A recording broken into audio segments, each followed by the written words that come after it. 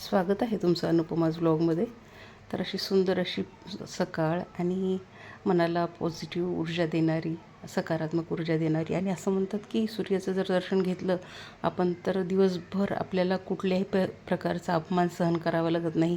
सगळं काम असं नीट होतं आपलं आणि एक ऊर्जा शरीराला मिळते, जशी सूर्याची ऊर्जा असते तशी.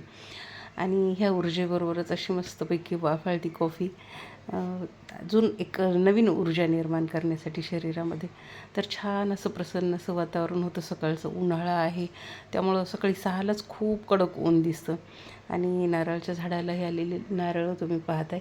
आणि कालच यांनी काय केलं की भरपूर अशी नारळ पाडली होते खाली आणि त्यानंतर ती नारळ सोलून ठेवले. तर हे त्याच्यावरचे तुम्ही पाहताय की नारळाच्या वरचे ते कव्हर, तर हे इतकं पहिलं हेच घासणी म्हणून वापरायचे.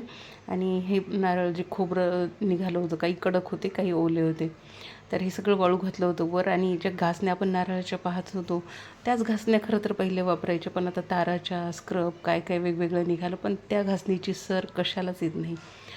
हे सगळं झालं की माझं रुटीन काम सुरू झालं. खाली आले आणि दूध वगैरे तापवल्यानंतर लगेच कुकरची तयारी केली. स्वयंपाकाची घाई असते सकाळी सकाळी, मग कुकर वगैरे लावलं. आणि दररोज मी हा मोठाच कुकर लावते. त्यानंतर मस्त अशा खरपूस अशा भाकरी केल्या, कारण रोज पोळी भाजी असते, पण आज चला म्हणलं आज रविवार आहे तर सकाळी सकाळी मस्त अशा भाकरी केल्या. आणि ही पोळ्या भाकरींसाठी मी ही प्लेट मागवली आहे. तर छान अशी प्लेट आहे आणि आपलं जे टोपलं असतं वेळाचं टोपलं, ते मध्ये मध्ये त्याच्यात कण जाऊन बसतात पिठाचे वगैरे, पण ही जी जाळी आहे याला कुठलंही काही राहत नाही, स्वच्छ घासले जाते. त्यानंतर मला जायचं होतं पंचकर्म करण्यासाठी. आणि हे तुम्ही पाहताय की हॉस्पिटल महेश्वर, हे माझा पुतण्या केदार याचंच हे हॉस्पिटल आहे. नुकतंच त्यांनी सुरुवात केली म्हणून छोट्यातून सुरुवात आहे त्याची सगळी ही. तर हे पंचकर्मासाठी वेगळी रूम, तर हे असं टेबल वगैरे आणि त्यावर मोठं असं जाड असं जिलेटिन टाकलेले आणि छान अशी मऊमध्ये थोडीशी गादी आहे. त्यानंतर हा समोरचे आरसा वगैरे लावलेला आहे. तर छोटी छोटी सुरुवात केली आहे, पण छान केलं आहे सगळं. सर्विस महत्त्वाची, हो की नाही? म्हणजे आपल्याला गुण किती होतो हे महत्त्वाचं. तर आणि ह्या ताई ज्या म्हणजे पंचकर्म करण्यासाठी आहेत, छान असं पॉईंट वगैरे घेतात आपल्याला मसाज करताना. तर ह्या ताई पण आल्या मग सकाळी सकाळी लवकरच, कारण मला सकाळीच वेळ होता जाण्यासाठी. आणि हे सगळं झाल्यानंतर मसाज झाल्यानंतर ही स्टीम देण्यासाठीची वेगळी तुम्ही पाहताय केबिन, यामध्ये बसून मस्त अशी स्टीम देतात आणि छान वाटतं, अंग सगळं शेकून निघतं.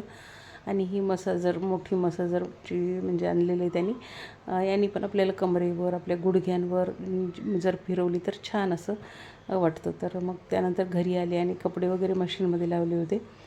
कपडे झाल्यानंतर मग सगळं आवरलं की पटकन गेले वर कपडे वाळू घालण्यासाठी, कारण वातावरण तुम्ही पाहताय की असं ढगाळ ढगाळ दिसत होतं. खरं तर खूप आतुरता आहे पावसाची आणि पाऊस यावं असंच वाटते, कारण वातावरण अजूनही गरमच आहे. वातावरणापेक्षा म्हणजे आपल्या शेतीसाठी पावसाची किती आवश्यकता आहे सगळ्यांना माहिती आहे. पण असं ढगाळ ढगाळ वातावरण झालं होतं, असं वाटलं की नक्की पाऊस येईल, पण नाही झाला पाऊस. पण वातावरण मात्र खूप छान दिसत होतं. तुम्ही पाहताय ढगं सगळे एकमेकांना लदबदवून आले होते.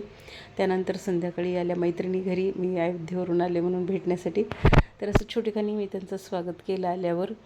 आणि मग त्यांनी माझ्यासाठी, मी म्हणजे तीर्थयात्रा करून आणली त्यामुळं काहीतरी मला घेऊन यायचं होतं त्यांना म्हणून आल्या. त्यानंतर मग आम्ही आईस्क्रीम वगैरे खाल्लं आणि त्यांनी माझ्यासाठी सुंदर अशी, सगळ्या मैत्रिणींनी सुंदर अशी माझ्यासाठी साडी आणली होती. ती साडी त्यांनी मला दिली. तर तुम्हाला कसं वाटलं सगळं आजचं माझं रुटीन आणि साडी कशी वाटली? आणि दुसरी गोष्ट म्हणजे तुम्हाला कोणता ऋतू आवडतो ते नक्की सांगा कॉमेंटमध्ये. मला खूप आवडेल तुमच्याकडून ऐकायला. तर आजच्यासाठी एवढंच, बाय.